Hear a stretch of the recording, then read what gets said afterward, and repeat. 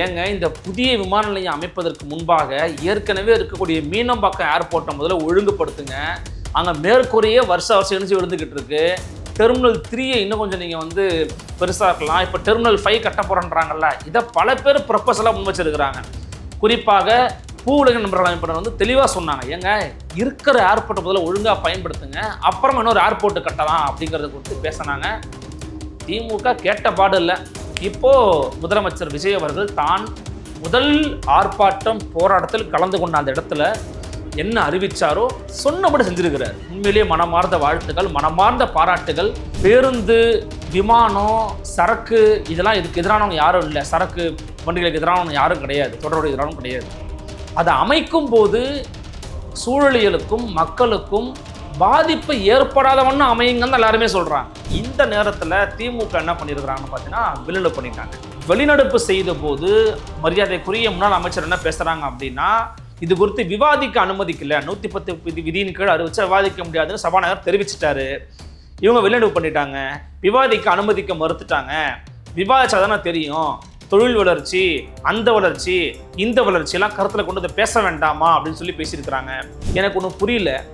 மக்கள் தொடர்ச்சியாக நீங்கள் ஆட்சியில் இருந்தபோது 1000 நாட்களுக்கு மேலே போராடினாங்க. விவசாயம் பாதிப்பு, சூழலியல் பாதிப்பு, மக்களுக்கான பாதிப்புன்னு எல்லாத்தையும் எடுத்து சொன்னாங்க. இப்போ எல்லாவற்றையும் விட உங்களுக்கு வந்து நாட்டின் வளர்ச்சி தான் முக்கியம்னா நீங்கள் என்ன காங்கிரஸா இல்லை பிஜேபி? எனக்கு புரியல.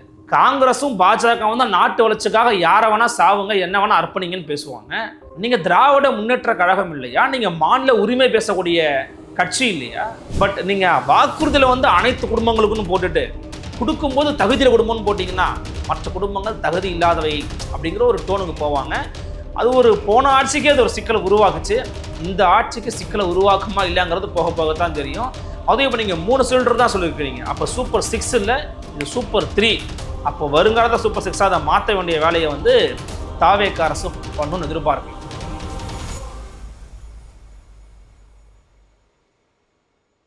ஃபோர்த் எஸ்டேட் தமிழ் நேயர்களுக்கு அருள்மொழிவர்மனின் அன்பார்ந்த வணக்கங்கள். இது உங்கள் ஃபோர்த் எஸ்டேட் தமிழ் வழங்கும் தலையங்கம் நிகழ்ச்சி. இன்றைக்கு நம்முடைய தலையங்கம் நிகழ்ச்சியில் முதலமைச்சர் விஜய் அவர்கள் 110 விதியின் கீழே பல முக்கியமான அறிவிப்புகள் வெளியிட்டிருக்கிறாரு. அதே போல் தமிழ்நாட்டில் வந்து பார்த்திங்கன்னா பல முக்கியமான போராட்டங்கள், ஆர்ப்பாட்ட களங்கள், கருத்து மோதல்கள் அப்படிங்கிறது அரங்கேறி வருகிறது. அவற்றை குறித்து இன்றைய தலையங்கம் நிகழ்ச்சி அலசுகிறது. வீடியோவை முழுமையாக ஸ்கிப் பண்ணாமல் பாருங்கள். வாருங்கள் நிகழ்ச்சிக்குள் பயணிக்கலாம். இது உங்கள் ஃபோர்த் எஸ்டேட் தமிழ் வழங்கும் தலையங்கம் நிகழ்ச்சி. தமிழகத்தினுடைய முதலமைச்சர் திரு விஜய் அவர்கள் வந்து பார்த்தீங்கன்னா 110 விதியின் கீழே பல முக்கியமான அறிவிப்புகளை வந்து வெளியிட்டு வராரு. அதில் வந்து இது ஒரு அதிரடி அறிவிப்பு அப்படின்னே வந்து தாவேகா தொண்டர்களால் பார்க்கப்படுகிறது. அது மட்டும் இல்லாமல் ஒரு முக்கியமான அறிவிப்பும் கூட, வெளியிலிருந்து பார்க்குற நமக்கு வந்து ஒரு முக்கியமான அறிவிப்பும் கூட. காரணம் என்னவென்று சொன்னால், முதலமைச்சர் விஜய் அவர்கள் அவருடைய அரசியல் பரப்புரை களத்தை துவங்கிய இடம் என்பது பரந்தூர் விமான நிலைய எதிர்ப்பு போராட்டத்தில் தான் அவருடைய விஷயத்தையே வந்து துவங்கினார். ஏன்னா நம்முடைய ஃபோர்த் எஸ்டேட் தமிழ் ஊடகத்திலேயே பரந்தூர், குறிப்பாக ஏகனாபுரம் உள்ளிட்ட பல கிராமங்களுடைய சேர்ந்த மக்கள் எப்படி இதை எதிர்த்து போராடினாங்க, எவ்வளவு வலியோடு அதுக்காக வேலை பார்த்தாங்க, இந்த விமான நிலையம் வந்துச்சுன்னா பல லட்சக்கணக்கான ஏக்கர் நிலங்கள் எப்படி அழிக்கப்படும், ஏரிகள் எப்படி அழிக்கப்படும், இயற்கை எப்படி பாதிக்கப்படும் அப்படிங்கிறது குறித்து தொடர்ச்சியான பரப்புரைகளை மேற்கொண்டாங்க. 1000 நாட்களை கடந்து ஆர்ப்பாட்டங்கள், போராட்டங்களை பண்ணிக்கிட்டு இருந்தாங்க. அந்த மக்களுக்கு இன்றைக்கு ஒரு விடையினை கொடுத்திருக்கிறார் முதலமைச்சர் விஜய் அவர்கள். சொன்னதை செஞ்சிருக்கிறாருப்பா விஜய் அப்படின்னு அந்த போராட்டக்காரர்கள் மனமாற பாராட்டுகளை அள்ளி வீசி வருகிறார்கள்.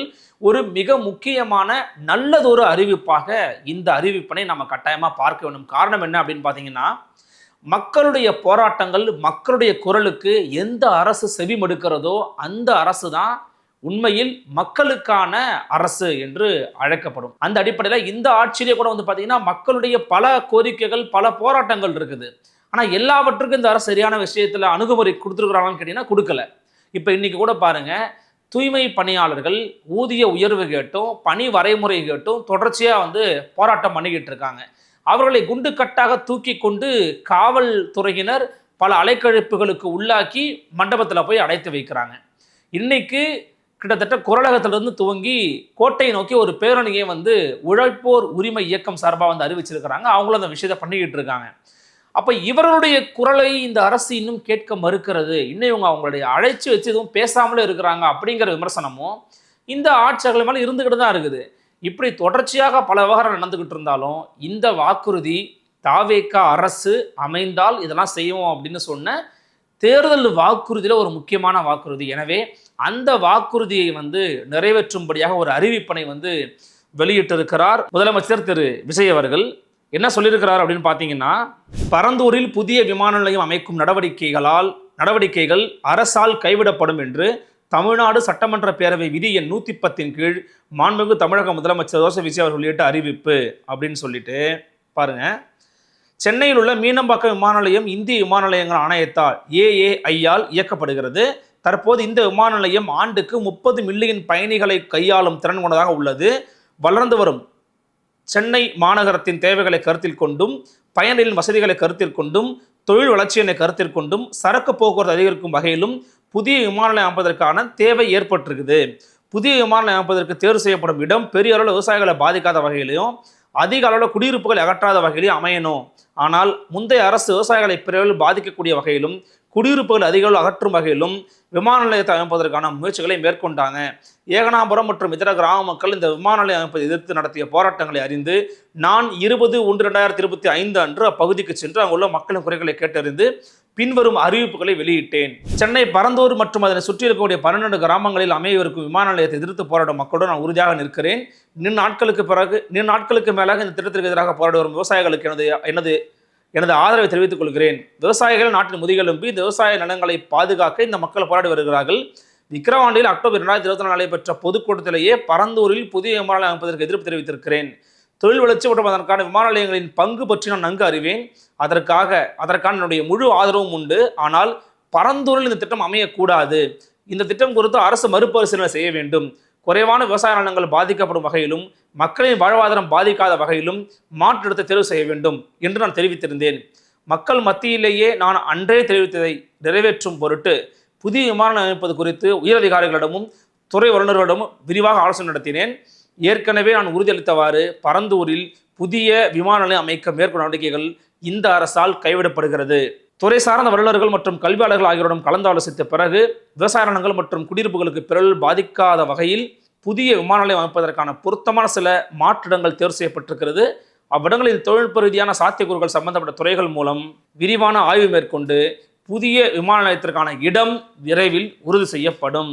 இதற்கிடையில் சென்னை மீனம்பாக்கம் விமான நிலையத்தை மேலும் விரிவாக்கம் செய்து அதன் வடமேற்கு பகுதியில் ஆண்டுக்கு கூடுதலாக 20 மில்லியன் பயணிகளை கையாளக்கூடிய டெர்மினல் 5 என்ற புதிய பயணிகள் முனையம் அமைக்க ஏர்போர்ட்ஸ் அத்தாரிட்டி ஆஃப் இந்தியாவுடன் இணைந்து அணுகுசாலை மற்றும் மேம்பாலம் அமைப்பதற்கான நடவடிக்கைகள் மேற்கொள்ளப்படும். சென்னை மீனம்பாக்கம் விமான நிலையத்தை தற்போது நடைபெற்று வரும் டெர்மினல் 3 பயணிகள் முனையம் கட்டுமான பணிகள் முடிவுற்ற பிறகு ஆண்டுக்கு 35 மில்லியன் பயணிகளை கையாளக்கூடியதாக இருக்கும். மேலும் புதிய டெர்மினல் 5 பயணிகள் முனையம் செயலாக்கத்திற்கு பிறகு ஆண்டுக்கு மொத்தம் 55 மில்லியன் பயணிகளை கையாளக்கூடியதாக இவ்விமான நிலையம் இருக்கும். 10 மில்லியன்னா 1 கோடி, கிட்டத்தட்ட 55 மில்லியன்னா எவ்வளோ, கிட்டத்தட்ட 5-6 கோடி கிட்ட. இதன் மூலம் சென்னை விமான நிலையத்தின் சேவைகள் மேம்படுத்தப்படுவதோடு பயணிகளின் போக்குவரத்து தேவை புதிய விமான நிலையம் அமைக்கப்படும் வரை பூர்த்தி செய்யப்படும். இதைத்தாங்க போன ஆட்சியில் இருக்கிறவங்கள்ட்ட நம்ம கேட்டோம். ஏங்க இந்த புதிய விமான நிலையம் அமைப்பதற்கு முன்பாக ஏற்கனவே இருக்கக்கூடிய மீனம்பாக்கம் ஏர்போர்ட்டை முதல்ல ஒழுங்குபடுத்துங்க. அங்கே மேற்கூரையே வருஷம் இணைச்சி விழுந்துக்கிட்டு இருக்கு. டெர்மினல் 3 இன்னும் கொஞ்சம் நீங்கள் பெருசாக்கலாம். இப்போ டெர்மினல் 5 கட்ட போகிறேன்றாங்கல்ல, இதை பல பேர் ப்ரொப்போசலாக முன் வச்சிருக்கிறாங்க. குறிப்பாக பூவுலக நண்பர்கள் அமைப்பினர் தெளிவாக சொன்னாங்க, ஏங்க இருக்கிற ஏர்போர்ட்டை முதல்ல ஒழுங்காக பயன்படுத்துங்க, அப்புறமா இன்னொரு ஏர்போர்ட்டு கட்டலாம் அப்படிங்கிறத குறித்து பேசினாங்க. திமுக கேட்ட பாடு இல்லை. இப்போது முதலமைச்சர் விஜய் அவர்கள் தான் முதல் ஆர்ப்பாட்டம் போராட்டத்தில் கலந்து கொண்ட அந்த இடத்துல என்ன அறிவிச்சாரோ சொன்னபடி செஞ்சிருக்கிறார். உண்மையிலேயே மனமார்ந்த வாழ்த்துக்கள், மனமார்ந்த பாராட்டுகள். இதுதான் பாதிக்கப்பட்ட மக்கள் பக்கம் நிற்பது, இதுதான் போராடக்கூடிய மக்கள் பக்கம் நிற்பதற்கான ஒரு முக்கியமான ஒரு முன்னுதாரணமாக நான் பார்க்குறேன். அதே சமயம் வேற இடத்துல தேர்வு பண்ணுறேன்றாரு. நாம் திரும்பவும் சொல்கிறோம், யாருமே வளர்ச்சிக்கு எதிரானவர்கள் அல்ல. பேருந்து, விமானம், சரக்கு இதெல்லாம் இதுக்கு எதிரானவங்க யாரும் இல்லை. சரக்கு வண்டிகளுக்கு எதிரானவங்க யாரும் கிடையாது, தொடர்புடைய எதிரானவங்க கிடையாது. அதை அமைக்கும் போது சூழலியலுக்கும் மக்களுக்கும் பாதிப்பு ஏற்படாதவன்னு அமையுங்கன்னு எல்லாருமே சொல்கிறாங்க. அப்போ அதையே ஒரு அறிவிச்சிருக்கிறாரு. இதற்கப்புறம் இடம் தேடட்டும், இடம் பண்ணுறதை பண்ணட்டும். டெர்மினல் 5 ஃபினிஷ் பண்ணாலே 55 மில்லியன் மக்கள் போகலாங்க. டெர்மினல் 5 ஃபினிஷ் பண்ணாலே அப்போ அதுவே வந்து எனக்கு தெரிஞ்சு போதுமானதாக இருக்குங்கிறதா என் கருத்து. இதை வந்து பல பேர் வரவேற்றிருக்கிறாங்க. குறிப்பாக சுந்தர்ராஜன் வந்து பார்த்தீங்கன்னா அதை பாராட்டி இருக்கிறாரு. பூ உலக நண்பர்கள் என்ன சொல்லியிருக்கிறாங்கன்னு பார்த்தீங்கன்னா, பரந்தூரில் புதிய விமான நிலையம் அமைப்பது தொடர்பான பணிகள் கைவிடப்படும் என தமிழக முதலமைச்சர் அறிவித்துள்ளார். தேர்தலுக்கு முந்தைய தனது நிலைப்பாட்டில் முதல்வர் தனது உறுதிப்பாட்டை காத்துள்ளார். விவசாயிகளுக்கு மட்டுமின்றி சென்னையின் வெள்ள பாதிப்பையும் அதிகரிக்கும் இந்த திட்டத்திற்கு கையகப்படுத்தப்பட்ட நிலங்களையும் மீண்டும் விவசாயிகளிடமே ஒப்படைக்க வேண்டும். சூழல் பாதுகாப்பை கருத்தில் கொண்டு இம்முடிவை அறிவித்த முதலமைச்சருக்கு மனமார்ந்த நன்றியை தெரிவித்துக் கொள்கிறோம் அப்படின்னு சொல்லி பேசியிருக்கிறாரு, அப்படின்னு சொல்லி அவங்களும் சொல்லியிருக்கிறாங்க. ஸோ எனவே இந்த விஷயத்தில், இந்த விவகாரத்தில் முதலமைச்சர் விஜய்க்கு வந்து ஒரு ஆதரவு தான் பரந்துபட்ட அளவில் வந்து கிடைத்திருக்கிறது. குறிப்பாக பரந்தூர் அங்கே இருக்கக்கூடிய மக்கள் ஒரு மிகப்பெரிய மகிழ்ச்சி வளத்தில் இருக்கிறாங்க. இந்த நேரத்தில் திமுக என்ன பண்ணியிருக்கிறாங்கன்னு பார்த்தீங்கன்னா, வெளிநடப்பு பண்ணிட்டாங்க. வெளிநடப்பு செய்த போது மரியாதைக்குரிய முன்னாள் அமைச்சர் என்ன பேசுகிறாங்க அப்படின்னா, இது குறித்து விவாதிக்க அனுமதிக்கல, 110 விதியின் கீழ் அறிவிச்சா விவாதிக்க முடியாதுன்னு சபாநாயகர் தெரிவிச்சிட்டாரு. இவங்க வெளிநடப்பு பண்ணிட்டாங்க, விவாதிக்க அனுமதிக்க மறுத்துட்டாங்க. விவாதிச்சாதானே தெரியும், தொழில் வளர்ச்சி, அந்த வளர்ச்சி, இந்த வளர்ச்சியெல்லாம் கருத்தில் கொண்டு அதை பேச வேண்டாமா அப்படின்னு சொல்லி பேசியிருக்கிறாங்க. எனக்கு ஒன்றும் புரியல. மக்கள் தொடர்ச்சியாக நீங்கள் ஆட்சியில் இருந்தபோது 1000 நாட்களுக்கு மேலே போராடினாங்க. விவசாயம் பாதிப்பு, சூழலியல் பாதிப்பு, மக்களுக்கான பாதிப்புன்னு எல்லாத்தையும் எடுத்து சொன்னாங்க. இப்போ எல்லாவற்றையும் விட உங்களுக்கு வந்து நாட்டின் வளர்ச்சி தான் முக்கியம்னா நீங்க என்ன காங்கிரஸா இல்லை பிஜேபி? எனக்கு புரியல. காங்கிரஸும் பாஜகவும் தான் நாட்டு வளர்ச்சிக்காக யாரை வேணா சாவுங்க, என்ன வேணா அர்ப்பணிங்கன்னு பேசுவாங்க. நீங்க திராவிட முன்னேற்ற கழகம் இல்லையா? நீங்க மாநில உரிமை பேசக்கூடிய கட்சி இல்லையா? இப்போ எதுக்கு வெளிநடப்பு பண்ணாங்க, எதுக்காக அதை எதிர்த்து பேசுறாங்க நமக்கு ஒன்றும் புரியல. இந்த விஷயத்துல தாவேகா பயங்கரமா ஸ்கோர் பண்ணிட்டாங்க இந்த 110 விதியின் கீழ் இந்த அறிவிப்பின் மூலமாக. இன்னொரு அறிவிப்பு வெளியிட்டிருக்கிறார். அதில் தான் அவங்களுக்கு ஒரு சறுக்கலும் ஏற்பட்டிருக்குன்னு நம்ம சொல்லலாம். என்ன அப்படின்னா, அன்னபூரணி சூப்பர் 6 திட்டத்தில் ஆண்டிற்கு 3 விலையில்லா எரிவாயு சிலிண்டர்கள் மாண்புமிகு தமிழ்நாடு முதலமைச்சர் ஜோசப் விஜய் அவர்கள் சட்டமன்ற பேரவையில் விதி 110 கீழ் அறிவிப்பு. ஸோ அவங்க என்ன அறிவிச்சிருந்தாங்கன்னா, அதாவது அன்னபூரணி சூப்பர் 6 திட்டத்தினால் சுமார் 1,30,00,000 பேர் வந்து பயனடைய போகிறாங்க. இந்த திட்டம் ஜனவரி மாதம் பொங்கல்லேருந்து ஆரம்பிக்கிறாங்க. சூப்பர். ஸோ முதல் செயலாக்கத்துக்கு கொண்டு வரப்படும் திட்டத்திற்கான தொகை வந்து பார்த்தீங்கன்னா, ஒரு வருஷத்துக்கு 4,000 கோடி ஒதுக்கீடு பண்ணுறாங்க. தகுதியுள்ள குடும்பங்கள்ன்ற ஒரு வார்த்தையை பயன்படுத்துகிறாரு. இதுதான் வந்து விமர்சனத்துக்கு உள்ளாகி இருக்கிறது. ஏன்னா இவங்க தேர்தல் வாக்குறுதி கொடுக்குற போது தகுதியுடைய குடும்பங்கள் நம்ம கொடுக்கல. அவங்க ஆண்டு வருமானம் ரூபாய் 2 லட்சத்திற்கு மிகாமல் உள்ள பொருளாதாரத்தில் பின்தங்கியுள்ள குடும்பத்தினர், சிறு குறு விவசாய குடும்பத்தினர், மாற்றுத்திறனாளி குடும்பத்தினர் போன்ற சமூகத்தில் உள்ள நலிந்த குடும்பத்தினர் பயனடைவார்கள். இதை வந்து அவங்க முன்னாடியே சொல்லியிருக்கலாம். இப்போ நானுமே உடன்படுவேன். என்னன்னா எல்லாருக்கும் கொடுக்க முடியாது, டார்கெட்டடாக தான் கொடுக்க முடியும். ஆனால் நீங்கள் எல்லாருக்கும் கொடுக்குறோன்னு சொன்னீங்க, டார்கெட்டடாக கொடுப்போன்னு நீங்கள் சொல்லலை. அது ஒரு சிக்கல். அதே மாதிரி பாருங்க, வங்கி கணக்கில் வரவு, அதாவது சிலிண்டராக கொடுக்கல, சிலிண்டராக கொடுக்க முடியாது. அஃப்கோர்ஸ் எனக்கு தெரிஞ்சு பணமாக கொடுக்குறாரு. எரிவாயு சிலிண்டருக்கான விலை பயனாளிகளின் வங்கி கணக்கில் நேரடியாக வரவு வைக்கப்படும் அப்படிங்கிறதையும் அறிவிச்சிருக்கிறாரு. ஆனால் இது ஒரு பெரிய ப்ராசஸ். இதற்கான விஷயங்கள் வந்து சாதாரணமான ஒன்றும் கிடையாது. என்னென்னலாம் வரம்பு கொடுத்துருக்குறாங்கன்றதை நம்ம பார்த்தோம். ஆனால் அவங்க அறிவிக்கும் போது என்ன அறிவிச்சாங்க அப்படிங்கிறது இருக்குல்ல, அறிவித்த அறிவிப்பு என்னன்னு பார்த்தீங்கன்னா, அவர்களுடைய இந்த வாக்குறுதி இருக்குல்ல, தேர்தல் வாக்குறுதி, அதில் பாருங்கள், மகளிர் நலன், அதுக்கு கீழே வந்து 2வது பாயிண்ட்டு அன்னபூரணி சூப்பர் 6, ஒவ்வொரு குடும்பத்திற்கும் வருடத்திற்கு 6 எரிவாயு சிலிண்டர்கள் வாங்குவதற்கான தொகை அவர்களின் வங்கி கணக்கில் நேரடியாக செலுத்தப்படும்னு சொல்லி அதில் வந்து அறிவிச்சிருக்கிறாங்க. இவங்க என்ன பண்ணுறாங்கன்னா, இப்போ 3 வாங்குவதற்கான விஷயத்தை சொல்லியிருக்கிறாங்க. என்னென்னா அவர் சொல்கிற சில காரணங்கள்லாம் அடுக்கிறாரு. இந்த மாதிரி சில இடங்களில் அரபு நாடுகளில் வந்து பார்த்தீங்கன்னா ஃபைட் நடந்துக்கிட்டு இருக்குது, போர் சூழல் பதட்டமாக இருக்குது. ஸோ இப்போதைக்கு 3க்கான தொகையை கொடுக்குறோம் அப்படின்னு சொல்லிடுறாங்க. இதுக்கு மட்டுமே கிட்டத்தட்ட 4,000 கோடியை ஒதுக்கீடு செய்கிறது தாவேகா அரசு. இது ரொம்ப ஒரு பெரிய ஒரு பட்ஜெட்டும் கூட.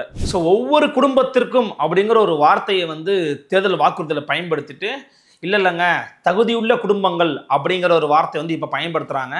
இது கிட்டத்தட்ட போன ஆட்சியில் திமுக பண்ண அதே தில்லுமுள்ளு வேலை தான். அவங்களும் வந்து பார்த்தீங்கன்னா, ஒவ்வொரு குடும்பத்துக்கும் நாங்கள் 1000 ரூபா கொடுப்போம், இல்லத்தரசிகளுக்கு, குடும்ப தலைவிகளுக்கு அப்படின்னு சொல்லி சொன்னாங்க, உரிமை தொகையாக சொன்னாங்க. அதன் பிறகு தகுதியுள்ள அப்படின்னு சொல்லி அதை மாற்றினாங்க. இப்போ நம்முடைய முதலமைச்சர் அவர்களும் பார்த்தீங்கன்னா தகுதியுள்ள குடும்பங்களுக்குன்னு சொல்லி மாற்றுறாங்க. நாம் 2 பேர்கிட்டே சொல்கிறது என்னன்னா, வெளிப்படையாக உண்மையை தான் சொல்லிடுங்களேன். எல்லாருக்கெல்லாம் கொடுக்க முடியாதுங்க, யாருக்கெல்லாம் தேவையோ அவங்க தான் வாங்க முடியுது. என்ன ஆகும்னா, எல்லாருக்கும் நீங்க சொன்ன பிறகு எல்லோருடைய மனசுல சில விஷயங்கள் ஆசாபாசங்கள் உருவாகி இருக்கும். அப்ப நமக்கு கிடைக்காதே அப்படின்னு நினைக்கும் போது அவங்களுக்கான ஏமாற்றம் இருக்குல்ல, அந்த ஏமாற்றம் ரொம்ப மோசமான ஒரு ஏமாற்றமா மாறும். அதனால மக்கள் இப்ப ரொம்ப வீழ்ச்சிக்கிட்டாங்க, மக்களுக்கு தெரியுதுன்னு வச்சுக்கோங்களேன். இருந்தாலும் அறிவிக்கும் போதே உண்மையா நேர்மையா வெளிப்படையா அறிவிச்சிருங்களேன். அதுல ஏன் ஒரு ஒளிவு மறைவு? அதை டிரான்ஸ்பரண்டா இருந்துட்டு போங்க. ஏங்க, யாருக்கெல்லாம் தேவை நாங்கள் நினைக்கிறோமோ அவங்கள தான் கொடுப்போம், இல்லை யாருக்கெல்லாம் தேவை இருக்குன்னு நாங்கள் நினைக்கிறோமோ. ஏன்னா இப்போ வறுமை கோட்டுக்கு கீழே மாற்றுத்திறனாளிகள், கைம்பெண்கள், குழந்தைகள் மற்றும் இருக்கிறவங்க, கணவர் இல்லாதவங்க அல்லது மனைவி இல்லாத, இது மாதிரி ஒரு குடும்பம் இருக்கும் இல்லையா, அந்த குடும்பங்களை தேடி டார்கெட்டடாக கொடுக்குறோன்னு சொல்லுங்க. ஓகே ஃபைன், வெளிப்படையாக சொல்லியிருக்கிறாருப்பான்னு பார்க்கலாம். பட் நீங்கள் வாக்குறுதியில் வந்து அனைத்து குடும்பங்களுக்குன்னு போட்டுட்டு கொடுக்கும்போது தகுதியில் குடும்பம்னு போட்டிங்கன்னா மற்ற குடும்பங்கள் தகுதி இல்லாதவை அப்படிங்கிற ஒரு டோனுக்கு போவாங்க. அது ஒரு போன ஆட்சிக்கே அது ஒரு சிக்கலை உருவாக்குச்சு. இந்த ஆட்சிக்கு சிக்கலை உருவாக்குமா இல்லைங்கிறது போக போகத்தான் தெரியும். அதுவும் இப்போ நீங்கள் 3 சிலிண்டர் தான் சொல்லியிருக்கிறீங்க. அப்போ சூப்பர் 6 இல்லை, இது சூப்பர் 3. அப்போ வருங்காலத்தை சூப்பர் 6 அதை மாற்ற வேண்டிய வேலையை வந்து தாவேக அரசு பண்ணணும்னு எதிர்பார்க்கலாம். இது எல்லாவற்றையும் விட ரொம்ப முக்கியமானது, நீங்கள் சொன்னதெல்லாம் செய்கிறீங்களா ரைட்டு, ஆணவ கொலையை தடுப்பதற்கான தனிச்சட்டம் ஏற்றக்கோரி சென்ற ஆட்சிக்கே பல இடித்திருப்புகளை கூட்டிருந்த தோழர்கள் தொடர்ச்சியாக வச்சாங்க. கம்யூனிஸ்ட் கட்சிகள், இடதுசாரிகள், விசிகா எல்லாரும் வச்சாங்க. ஆனால் அது நடந்த பாடு இல்லை. ஏதோ ஒரு கமிட்டி போட்டாங்க, கமிட்டியை தூக்கி ஓரம் போட்டாங்க, அவ்வளோதான். ஆனால் இந்த ஆட்சி இப்போ ஆட்சிக்கு வந்த பிறகு ஆங்காங்க நம்ம சாதி ஆணவ படுகொலை நடப்பதை பார்க்க முடியுது. இதுக்கு தாவேக தான் காரணம், நீங்கள் யாரும் சொல்லலை. இப்போ அண்மையில் கூட சென்னை ஒரு இடத்துல நடந்திருக்குது. அது நடைபெற்ற சம்பவத்தில் தொடர்புடையவர் ஆளுங்கட்சி நிர்வாகி என்று சொல்லப்படுகிறது. இப்போ இது போன்ற விஷயங்கள் நம்ம வந்து ஆளுங்கட்சி எதிர்கட்சி அதெல்லாம் எனக்கு ஒரு பொருட்டு இல்லை. அது யார் பண்ணாலும் ஒரு மனித குல விரோதி அவன். ஆனால் நடப்பது ஆணவ படுகொலை என்று சொன்னால் அந்த ஆணவ படுகொலை தடுப்பதற்கு தனிச்சட்டம் இயற்றுவதில் இந்த அரசாங்கத்துக்கு என்ன சிக்கல் இருக்கு? போன அரசாங்கம் பண்ணலாங்கன்றது எங்களுக்கு தெரியும். இந்த அரசாங்கம் எப்போ பண்ண போறீங்கிறது தான் என்னுடைய கேள்வி. அப்போ சமூக நலத்துறை அமைச்சராக இருக்கக்கூடிய மரியாதைக்குரிய மாண்புமிகு அமைச்சர் அண்ணன் திரு வன்னியரசு அவர்கள் இந்த விவகாரத்தில் இன்னும் கொஞ்சம் வேகமாக இந்த அரசாங்கத்துக்கு வலியுறுத்தி அழுத்தம் கொடுத்து நல்லதொரு சட்டத்தை விரைவாக இயற்றால் மட்டும்தான் நீங்கள் சொன்னதை செய்கிறீங்க இல்லையா, இதையும் செய்யுங்க. அப்போதான் நீங்கள் உண்மையிலேயே நீங்கள் சொல்லக்கூடிய உங்கள் கொள்கை தலைவராக திகழக்கூடிய ஐயா பெரியார், ஐயா அண்ணல் அம்பேத்கர், ஐயா அம்மா அஞ்சலை அம்மாள் இவங்க வழியில் நீங்கள் வரீங்கிறது உறுதிப்படுத்தப்படும். அப்போ ஆணவ கொலை தடுப்பதற்கான தனிச்சட்டம் அமைப்பதற்கு இந்த அரசுக்கு தடங்களாக இருக்கிறது. ஆணவ கொலை நடந்தால் அதை குறித்து வாயும் திறக்கிறது கிடையாது, அதை குறித்து பேசுவதும் கிடையாது. RSS அதிகாரிகள் என்று கம்யூனிஸ்டுகள் பேசிவிட்டார்கள் என்று பயங்கரமாக விமர்சனங்கள் வந்து ஒரு பக்கம் வச்சுக்கிட்டு இருக்காங்க. இன்றைக்கு செய்தித்தாள்களில் அந்த கல்லூரி ஆணையரை வந்து விமர்சனம் பண்ணிட்டாங்க, அவரை வந்து விசாரணைக்கு இது பண்ணிட்டாங்கன்னு சொல்லி கல்லூரி ஆசிரியர்கள் சங்கம் இருக்குல்ல, அவங்க கண்டித்து அறிக்கை விட்டுருக்காங்க. அந்த அறிக்கையில் அவங்க என்ன சொல்றாங்கன்னா, தலைமைச் செயலர் முடிவுகளின் அறிவுறுத்தலின்படி செயல்பட்ட கல்லூரி ஆணையரை நீங்க ஏன் கண்டிக்கிறீங்கன்னு கேட்குறாங்க. அப்பன்னா சிபிஎம் கேட்கறது நியாயமான கேள்வி தானே. தலைமைச் செயலரை அப்போ மாத்திட்டு போங்க. தலைமைச் செயலாளர் எப்படிங்க வந்து இந்த மாதிரியான ஒரு சர்க்குலர் போறதுக்கு அனுமதி கொடுத்தாரு? அப்ப தலைமைச் செயலாளர் உங்களை ஆட்சிக்கு அமர வைத்தாரா, அல்லது உங்களை ஆட்சிக்கு அமர வைத்தது இடதுசாரிகள், கம்யூனிஸ்டுகள், விசிகாவா? எப்படி அதை நீங்க கடந்து போவீங்க? அப்போ அந்த கேள்வியை இந்த அரசு கேட்குறாங்கன்னா பதில் சொல்லணுங்க. பதில் சொல்லாம அவங்கள வந்து எடுத்துரைப்பு செய்து அவங்களுடைய பாஸ்ட்டை பத்தி பேசுறதுங்கிறது இன்னைக்கு தேவையில்லாத வேலை. அப்போ அந்த விஷயத்துல இந்த அரசாங்கம் கவனம் செலுத்த வேண்டும். இதை விட ஒரு முக்கியமான ஒரு சம்பவம் நடந்துகிட்டு இருக்கு கூட்டணிக்குள்ளேயே. என்ன, தாவேகாவுடைய அமைச்சர் பெருமக்கள் எல்லாம் AM PM பார்க்காமல் எல்லா நேரங்களிலும் வேலை செய்யும் எங்கள் சிஎம் தான் எதிர்கால பிஎம்னு சொன்னார். நிறைய பேர் பேசுறாங்க, எல்லாருமே பிஎம்னு சொல்லிட்டாங்க, வட இந்திய ஊடகங்களான நெக்ஸ்ட் அவர் தான்ற மாதிரி பேசுறாங்க. அது ஒரு நெரேட்டிவ் செட் பண்ணான்னு வச்சுக்கோங்களேன், எல்லா கட்சியும் பண்ணும். இப்போ இவங்கெல்லாம் இன்னும் ரசிகர் மன்ற மணலில் இருக்கிறாங்க, வெளில வரலங்கன்னு சொல்றது யார் தெரியுமா? கூட்டணி கட்சியின் தலைவராக திகழக்கூடிய மரியாதைக்குரிய மாணிக்கம் தாக்கூர் தான். ஏன்னா அவங்களுடைய பிரதமர் வேட்பாளர் ராகுல் காந்தி, அவர் இன்னும் ஆக முடியல, இவ்வளவு வருஷமா இருக்கிறாரு.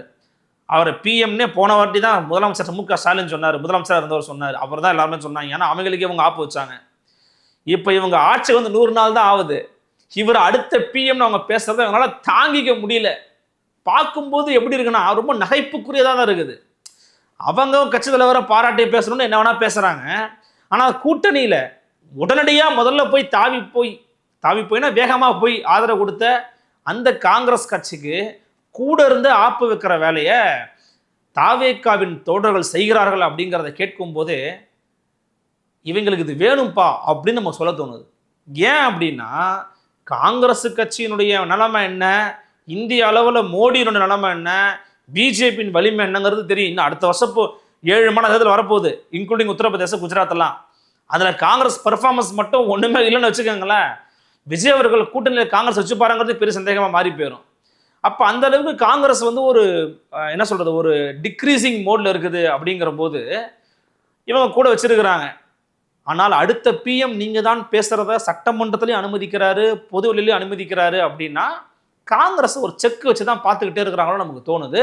அப்போ அந்த வேலையை வந்து இவங்க பண்ண ஆரம்பிக்கிறாங்க. அஃப்கோர்ஸ் நல்லது ஒரு விஷயமாக தான் நான் பார்க்குறேன். நல்ல மூவ்மெண்ட்டுங்க, இப்படி தாங்க இருக்கணும். ஏன்னா மாணிக்கம் தாக்கூர் தாவேகாவை போட்டு புலக ஆரம்பிக்கிற மாதிரி தோணுது. என்னங்க ரசிகர் மன்ற மோட்லேருந்து வெளில வரலங்க அவங்கலாம் அப்படின்றாரு. அமைச்சரோட ரசிகர் மன்ற தலைவர்களாக தான் அவர் பாவிக்கிறாருன்னு அர்த்தம்.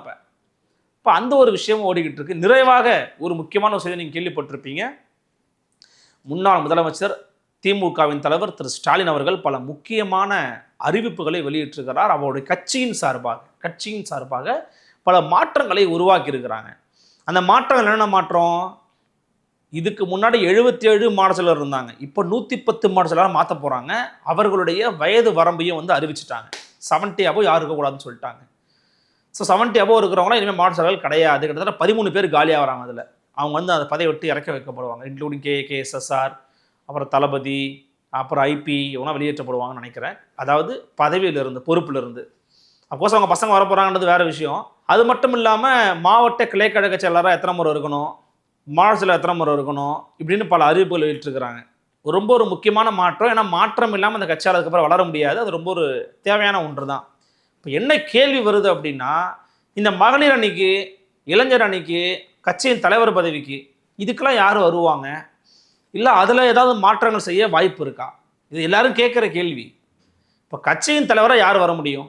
அவங்களுக்கு என்ன வயது வரம்பு, அவங்களுக்கு என்ன தகுதி? இளைஞர் அணி செயலாளராக யார் வர முடியும்? அவங்களுக்கு என்ன வயது வரம்பு, அவங்களுக்கு என்ன தகுதி? மகளிர் அணி தலைவராக யார் வர முடியும்? அவங்களுக்கு என்ன வயது, அவங்களுக்கு என்ன தகுதி? இதை ஏன் அறிவிக்கலை? ஒரு தலைவர் எவ்வளோ வயசுக்கு தலைவராக இருக்கலாம்? இப்படிப்பட்ட மாற்றங்களுக்கும் எப்போது திமுக தங்களை தகவமைத்துக் கொள்கிறதோ அப்போதுதான் முழுமையான ஒரு மாற்றத்தை நோக்கி திமுக நகரும். இப்போ திமுக தலைவர் ஸ்டாலினுக்கு அப்புறம் அந்த கட்சியின் தலைவர் யாருங்க? உதயநிதி ஸ்டாலின் அவர்கள் தான்னா, உதயநிதிக்கு அப்புறம் அடுத்த தலைவர் யார் வரலாம்? முன்னாலே ஒரு விதி இருக்கணும்ல. அந்த விதி என்ன? இப்போ மாவட்ட கிளைக்கழக செயலாளருக்கு இருக்குது, மாவட்ட செயலாளருக்கு இருக்குது, இவங்களுக்கெல்லாம் ஏன் இல்லை? அப்போ இவங்களுக்கு யார் வருவா? அப்போ குடும்பம் தான் வரும் அப்படின்னா அது உண்மையான மாற்றமாக இருக்க முடியாது. அதை நோக்கியும் திமுக நகர வேண்டும் என்பதுதான் திமுகவின் அடிமட்ட தொண்டர்களின் கருத்தாக இருக்கிறது. என்ன பண்ண போறாங்க அப்படிங்கிறத பொறுத்திருந்து பார்க்கலாம். இந்த விவகாரம் குறித்து உங்கள் எண்ணங்கள் என்னங்கிறத கமெண்ட் செக்ஷனில் பதிவு பண்ணுங்க. மற்றொரு சந்திக்கிறேன். நன்றி, வணக்கம்.